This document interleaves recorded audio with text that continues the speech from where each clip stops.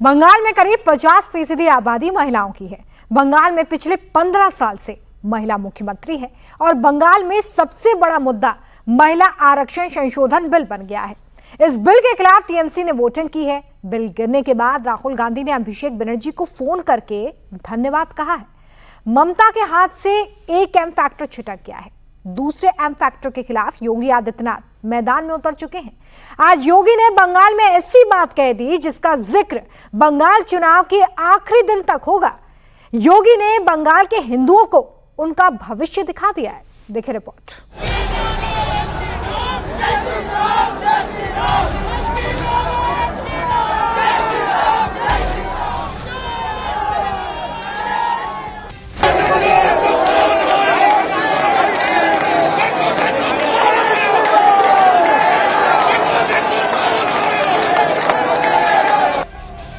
बंगाल का चुनावी पारा बढ़ गया है। योगी आदित्यनाथ जब रैली करते हैं, रोड शो करते हैं, उसमें जबरदस्त भीड़ उमड़ती है।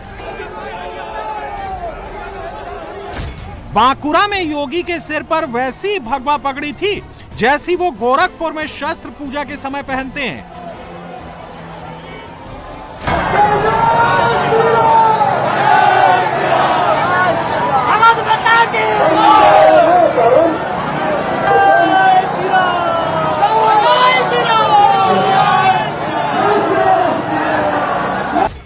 योगी की एक झलक के लिए लोग दूर दूर से पहुंचे। सड़क दोनों तरफ से लोगों से भरी पड़ी थी। हर तरफ भगवा लहराता दिखा। जय श्री राम के उद्घोष से बांकुरा का आसमान गूंज उठा।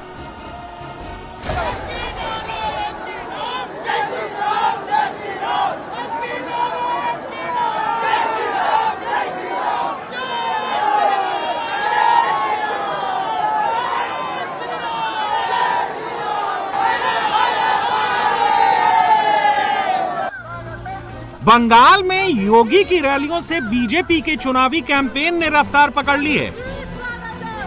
योगी एक एक हिंदू वोट गिन रहे हैं। टीएमसी, कांग्रेस, एआईएमआईएम, आईएसएफ जहां 30% मुस्लिम वोट के सहारे चुनावी रण में हैं, तो योगी 70% हिंदुओं की बात कर रहे हैं।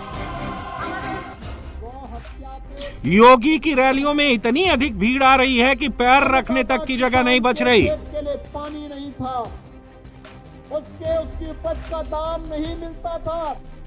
योगी आदित्यनाथ ने बटेंगे तो कटेंगे का नारा दिया था। इस नारे ने बीजेपी को जमकर हिंदुओं के वोट दिलाए थे।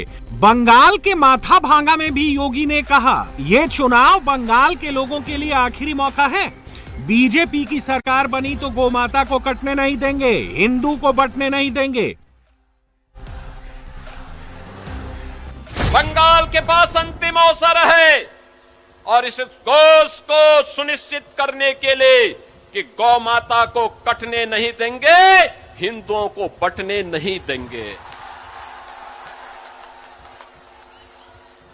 याद रखना, मां का सपना तब साकार होगा। हमें बंगाल की धरती को घुसपैठियों की धरती नहीं, मां काली, मां दुर्गा और मां सिद्धेश्वरी की धरती के रूप में यह स्थापित करना होगा। और इसके लिए डबल इंजन सरकार आपके पास है। डबल इंजन सरकार यह करके दिखाती है। हमने तो किया है यूपी में। आप देखो ना, 2017 के पहले राम भक्तों पर गोली चलती थी, डंडे चलते थे, और अब दुनिया का सबसे बड़ा राम मंदिर अयोध्या में बन करके तैयार हो गया है। क्या ये लोग रोक पाए? 2021 में योगी आदित्यनाथ की ज्यादातर सभाएं उन इलाकों में हुई जहां मुस्लिम आबादी अधिक थी, लेकिन इस बार बीजेपी ने अपनी स्ट्रेटजी बदल दी है। इस बार योगी को दक्षिण बंगाल की जिम्मेदारी दी गई है। आदित्यनाथ की रैलियां उन इलाकों में हो रही हैं जहां मुस्लिम आबादी तो है, लेकिन हिंदुओं की संख्या अधिक है। ऐसे में यहां अगर हिंदू वोटर एकजुट हो गए तो ये सीटें बीजेपी के पास जा सकती हैं। योगी आदित्यनाथ ने अभी तक पश्चिम बर्धमान, बीरभूम, बांकुरा, कूच बिहार और पूर्वी मेदिनीपुर जिलों में कई रैलियों को संबोधित किया है। पश्चिम बर्धमान में करीब 25% मुस्लिम हैं, बीरभूमि में 38% मुस्लिम, कूच बिहार में 25%, बांकुरा में 10% और पूर्व मेदिनीपुर में 15% मुसलमान हैं। बंगाल में बीजेपी दशकों से कमल खिलाने की कोशिश कर रही है। 2021 में उसने टीएमसी को टक्कर तो दी थी, लेकिन सीटों का आंकड़ा 77 तक ही पहुंच पाया। लेकिन इस बार बीजेपी ने मिशन 170 का टारगेट रखा है। और जलपाईगुड़ी वालों का बहुत बहुत धन्यवाद। योगी का भी दावा है कि बंगाल में अंधेरा हटेगा, सूरज उगेगा और कमल खिलेगा। और मैं यहां के माध्यम से ममता दीदी को ही बोलने के लिए आया हूं कि सिंहासन खाली करो कि अब बीजेपी आ रही है। मैं कहूंगा अंधकार, आप कहेंगे हॉट बे। मैं कहूंगा सूरज, आप कहेंगे उठ बे। और मैं कहूंगा कोमल, आप कहेंगे खिल बे। अंधकार, अंधकार, सूरज, सूरज, कोमल, कोमल, भारत माता की। बंगाल में बीजेपी हिंदू वोटों पर दावेदारी कर रही है, तो मुस्लिम वोट हासिल करने के लिए कई प्लेयर चुनावी मैदान में हैं। कई पार्टियों की सियासत का आधार ही मुस्लिम वोटर हैं। बंगाल में मुस्लिम वोटों के लिए टीएमसी, कांग्रेस, ओवैसी की एआईएमआईएम, हुमायूं कबीर की एयूजेपी और फुरफुरा शरीफ के पीरजादा अब्बास सिद्दीकी की पार्टी आईएसएफ में टक्कर है। हुमायूं कबीर को मुर्शिदाबाद में मुस्लिम वोटों का भरोसा है, तो कांग्रेस मालदा, मुर्शिदाबाद और दूसरे मुस्लिम बहुल इलाकों में वोट हासिल करने की कोशिश में है। मां, माटी और मानुष की बात टीएमसी कहती थी। मां के साथ उनका व्यवहार कल देश की संसद में सबने देखा, पूरे देश, पूरी दुनिया ने देखा है। माटी बांग्लादेशी घुसपैठियों से पूरी तरह यहां के राजवंशियों की, यहां के नागरिकों के हक को छीन रही है और मानुष भयभीत है टीएमसी की गुंडागिर्दी से। बंगाल में कारखाने बंद हुए हैं, धान के उत्पादन में गिरावट आई है, मछली उत्पादन में लगातार गिरावट आ रही है। कारण है सरकार अच्छा दाम नहीं देती है, यहां की टीएमसी सरकार पैसा नहीं देती है। टीएमसी को तब पैसा देने की या नौजवानों को रोजगार देने के लिए फुर्सत होती तो वो सोचती, उसको तो मुस्लिम तुष्टीकरण से फुर्सत ही नहीं है। और मुसलमानों के अलावा किसी के बारे में नहीं सोचती है। बंगाल में प्रधानमंत्री मोदी के बाद सबसे अधिक मांग योगी आदित्यनाथ की रैलियों की है। योगी सिर्फ हिंदू वोट हासिल नहीं करते, बल्कि ममता बनर्जी के बंगाली अस्मिता वाले नैरेटिव को भी कमजोर करते हैं, जो बंगाल में दीदी की सबसे बड़ी ताकत है। बंगाल की धरती को हमें काबा की धरती नहीं बनने देना है। बंगाल की धरती तो काली की धरती रहेगी, मां काली की धरती, मां दुर्गा की धरती रहेगी, वंदे मातरम की धरती रहेगी और हर हर महादेव का गूंज इस धरा से लगातार चलना चाहिए। और यही आह्वान करने के लिए आज मैं आपके पास आया हूं। 2021 के विधानसभा चुनाव में योगी आदित्यनाथ ने बंगाल में 19 रैलियां की थीं और योगी जिस जिस विधानसभा सीट पर प्रचार करने गए थे, वहां बीजेपी को जबरदस्त फायदा भी मिला। इन 19 सीटों में से बीजेपी ने 8 जीती, जबकि टीएमसी के खाते में 11 सीटें रहीं। योगी की रैलियों वाली सीटों पर बीजेपी की जीत का प्रतिशत 42 रहा। बीजेपी जिन सीटों पर हारी भी काफी कड़ी टक्कर हुई थी। योगी अपनी सभाओं में हिंदुओं को याद दिलाते हैं कि कैसे ममता सरकार में हिंदुओं पर अत्याचार किए जाते थे, कैसे मुस्लिम वोट बैंक को खुश करने के लिए हिंदू त्योहारों को मनाने की इजाजत नहीं दी जाती थी।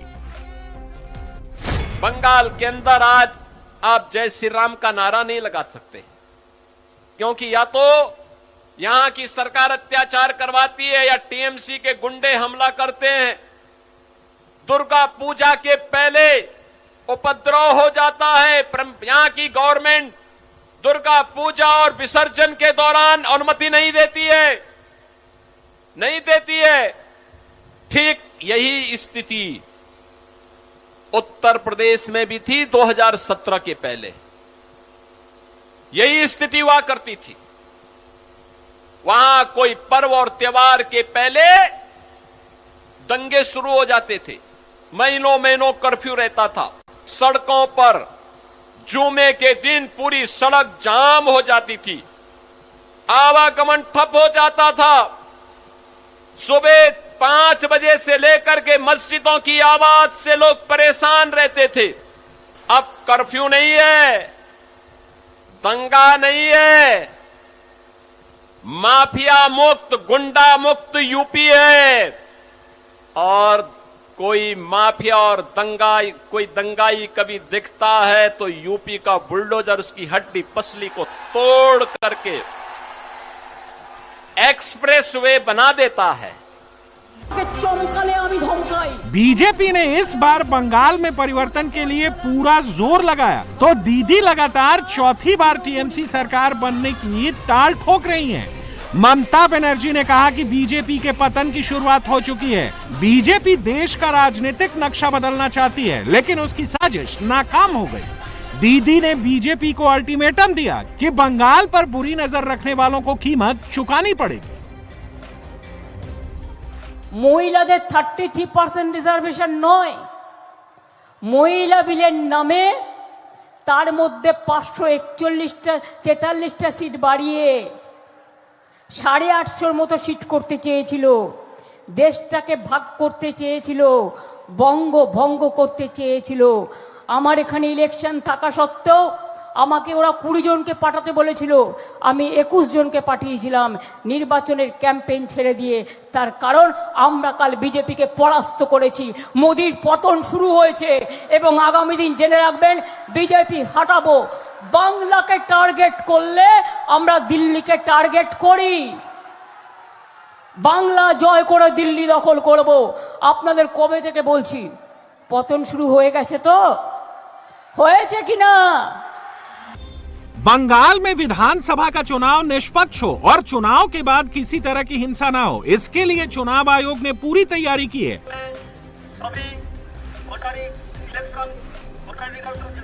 बंगाल की सड़कों पर कश्मीर नंबर की बख्तरबंद गाड़ियां घूम रही हैं। ये पत्थरबाजों के लिए निकली हैं। 200 से अधिक बुलेट प्रूफ और बख्तरबंद गाड़ियां इस वक्त बंगाल में मौजूद हैं।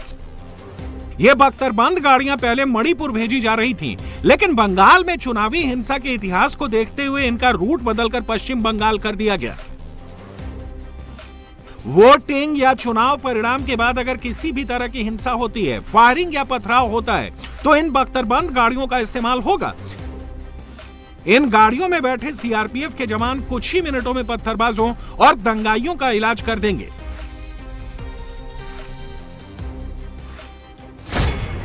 इन गाड़ियों की सबसे बड़ी खासियत है multi layer bullet proof armour और हाई ग्रेड बैलिस्टिक ग्लास, जो 7.62 मिलीमीटर तक की गोलियों और ब्लास्ट से भी सुरक्षित रहता है। इसमें एक साथ 8 कमांडो बैठ सकते हैं। ये कमांडो आधुनिक हथियारों से लैस होते हैं, जो किसी भी हालात का तेजी से जवाब दे सकते हैं। इस गाड़ी में धुआं छोड़ने का भी खास इंतजाम है, जिससे जरूरत पड़ने पर भीड़ को कंट्रोल किया जा सकता है। इस गाड़ी में 360 degree monitoring system, night vision search light और रूफ माउंटेड गनर स्टेशन जैसी फैसिलिटी है, जिससे जवान चलती गाड़ी से भी जवाबी कार्रवाई कर सकते हैं। 23 अप्रैल बंगाल के 152 सीटों पर चुनाव होने जा रहा है और उससे पहले जैसे कि देखा जा रहा है सीआरपीएफ के जरिए अलग अलग हिस्सों पे एरिया डोमिनेशन का जो काम है वो किया जा रहा है। हम लोग इस वक्त है साउथ कोलकाता में और साउथ कोलकाता में एरिया डोमिनेशन का काम जो है वो किया जा रहा है। इसके अलावा यहाँ पर एक गाड़ी भी लाई गई है जिसे light medium bullet proof car कहा जाता है। इस कार के जरिए भी अलग अलग हिस्सों में सीआरपीएफ के जवान पहुंच रहे हैं, वोटरों में हौसला जुटा रहे हैं, ताकि कोई भी चुनाव के दिन डर के मारे वोट देने ना जा पाए, ऐसा कोई स्थिति ना तैयार हो। इसके लिए ही एरिया डोमिनेशन किया जा रहा है और इसके साथ साथ यहाँ पर गाड़ी को भी लिया जा रहा है। जैसे कि देखा जा रहा है यहाँ पर इस गाड़ी में एक सीआरपीएफ के जवान तैनात है। इसके अलावा इस गाड़ी में टोटल 8 सीआरपीएफ जवान का बैठने का इंतजाम भी किया गया है। ऐसे ही टोटल 200 से अधिक गाड़ी बंगाल चुनाव के लिए लाया गया है। बंगाल में बख्तरबंद गाड़ियां ही नहीं आई हैं। निष्पक्ष और शांतिपूर्ण चुनाव कराने के लिए बंगाल में सीआरपीएफ की फोर्स भी आ गई है। कोई दिक्कत कर रहा है, कोई किसी को धमकाया, किसी को बोला कि भाई वोट डालने के लिए नहीं जाना है, तो हम लोग इसी के लिए आएंगे। चप्पे चप्पे पर सीआरपीएफ की फोर्स मौजूद है। ये जवान पहले फेज के इलेक्शन से पहले आ चुके हैं और चुनाव के बाद भी कुछ समय के लिए बंगाल में ही रहेंगे, जिससे चुनाव के बाद होने वाली हिंसा पर काबू पाया जा सके। पश्चिम बंगाल में सेंट्रल फोर्सेज की 2400 कंपनियां तैनात की गई हैं। इसमें सीआरपीएफ के जवान भी मौजूद हैं। सीआरपीएफ के डीजी चुनाव ड्यूटी के लिए जवानों की तैयारी और सुरक्षा व्यवस्था की मॉनिटरिंग खुद कर रहे हैं। सीआरपीएफ के जवानों की तैनाती खास तौर पर उन जिलों में अधिक की गई है जो बांग्लादेश बॉर्डर से सटे हैं या जहां मुस्लिम आबादी अधिक है। उत्तर 24 परगना, मुर्शिदाबाद, दक्षिण 24 परगना, कोलकाता और पूर्व मिदनापुर में शांतिपूर्ण वोटिंग की जिम्मेदारी सीआरपीएफ के पास है। बंगाल में चुनाव आयोग ने सुरक्षा के जबरदस्त इंतजाम किए हैं, लेकिन इसके बावजूद राजनीतिक हिंसा की तस्वीरें सामने आ रही हैं। टीएमसी से जुड़े नेताओं के विवादित ऑडियो आ रहे हैं, जिसमें बीजेपी कार्यकर्ताओं को सरेआम धमकी दी जा रही है।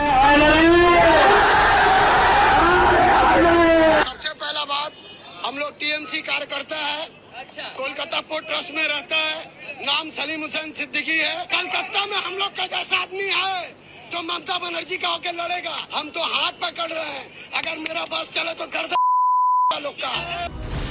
बंगाल के इस विधानसभा चुनाव में जितनी अहमियत भवानीपुर या नंदीग्राम सीट की है, उतनी चर्चा कोलकाता पोर्ट सीट की भी हो रही है, क्योंकि 51% मुस्लिम आबादी वाली सीट पर बीजेपी ने हाल में ही जेल से बाहर निकले राकेश सिंह को टिकट दिया है। राकेश सिंह का मुकाबला टीएमसी के फिरहाद हकीम से है, जो इस सीट से लगातार 3 चुनाव जीत चुके हैं और कोलकाता के मेयर होने के साथ दीदी की कैबिनेट के मंत्री भी हैं।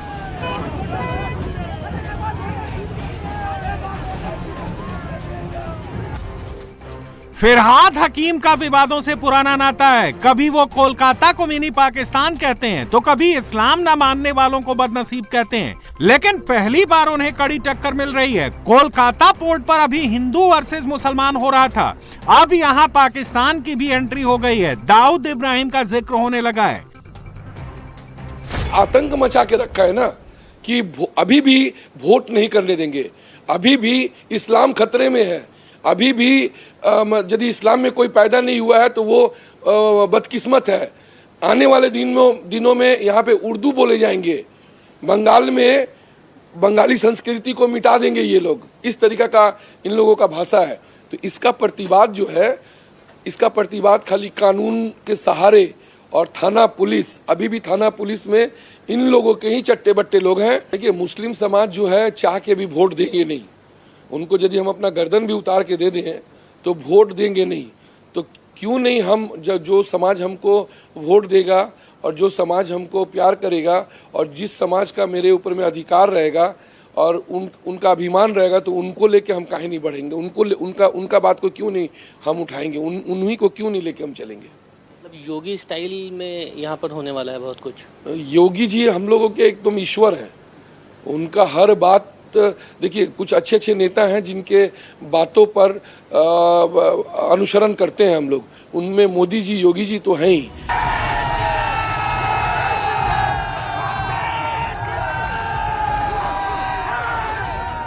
बंगाल का चुनावी लैंडस्केप तेजी से शिफ्ट हो रहा है। 2021 में बीजेपी सिर्फ उत्तर बंगाल और जंगल महल तक ही सीमित थी, लेकिन 2026 में वो दक्षिण बंगाल और कोलकाता, सॉल्ट लेक जैसे शहरी इलाकों में भी टीएमसी को कड़ी टक्कर दे रही है। भ्रष्टाचार और लॉ एंड ऑर्डर इस बार दीदी के विकास के दावों पर भारी पड़ता दिख रहा है। 2021 में एसआईआर का कोई मुद्दा नहीं था, लेकिन इस बार बीजेपी ने एसआईआर और घुसपैठिये के मुद्दे को जमकर पकड़ा है। बीजेपी का हर नेता टीएमसी पर घुसपैठियों को बसाने का आरोप लगा रहा है। बीजेपी का दावा है कि टीएमसी बंगाल में झूठ एस्टैब्लिश कर रही है, जबकि घुसपैठिये मालदा हिंसा जैसी वारदातों को अंजाम दे रहे हैं। तो पागल हो गई है। डबल एंट्री, ट्रिपल एंट्री का वोट किसका था? घुसपैठियों का था, वो भाग गए हैं। बॉर्डर से कितने लोग भागे हैं, सब मीडिया ने सबको दिखाया है। तो ये double entry triple entry vote, ये जो नाम बाद हुआ है, ये तो सब वही लोग घुसपैठिए हैं। यहाँ 10 करोड़ इसी रूट से 10 करोड़ घुसपैठिया, जिसको अनुप्रवेशकारी बांग्ला में कहते हैं, ये सारे भारत में फैले हुए हैं। तो इनको तो ब्याकर और पुशबैक भी किया जाता है। तो इनको झूठ बोलने की एक आदत हो गई है और झूठ को ये एस्टेब्लिश करती हैं। अब ये कहती हैं कि 1 सेकेंड में एक कम्युनिटी को छोड़ दिया जाए तो दूसरे कम्युनिटी को 12 से 13 बजा देगा। ये मुख्यमंत्री का बयान है। 100 दिन, मैं आपके चैनल से एक बात पूछना चाहता हूँ कि ममता बनर्जी से आप पूछिए कि पिछले 100 दिन में उन्होंने बंगाल के उन्नयन के लिए क्या बात कहा। कभी कहती हैं कि बीजेपी आएगा तो मछली मांसो खाना बंद कर देगा, एक इंडस्ट्री की बात नहीं करते हैं। कभी आएंगे तो ये कर देगा, वो कर देगा, जबरदस्ती वोट दखल करेगा। अरे वोट दखल का यूएसपी आपके ऊपर पास है जी। आप बीजेपी का कहाँ क्षमता है किसी का वोट दखल करने। बीजेपी अपने जेन्युइन वोट से 2 करोड़ 39 लाख वोट मिला है उसको, और आपका इलीगल वोट कम से कम 1.5 करोड़ पड़ा है। पिछले 15 सालों से बंगाल की सत्ता पर काबिज ममता बनर्जी पहली बार चौतरफा मुश्किल झेल रही हैं। ओवैसी की AIMIM और हुमायूं कबीर की AJUP जैसी पार्टियां मुस्लिम वोट में सेंधमारी कर रही हैं। तो आरजी कर और इस जैसी दूसरी वारदातों की वजह से युवाओं के मन में ममता सरकार को लेकर भारी नाराजगी है। रही सही कसर बीजेपी के आक्रामक चुनावी प्रचार ने पूरी कर दी है।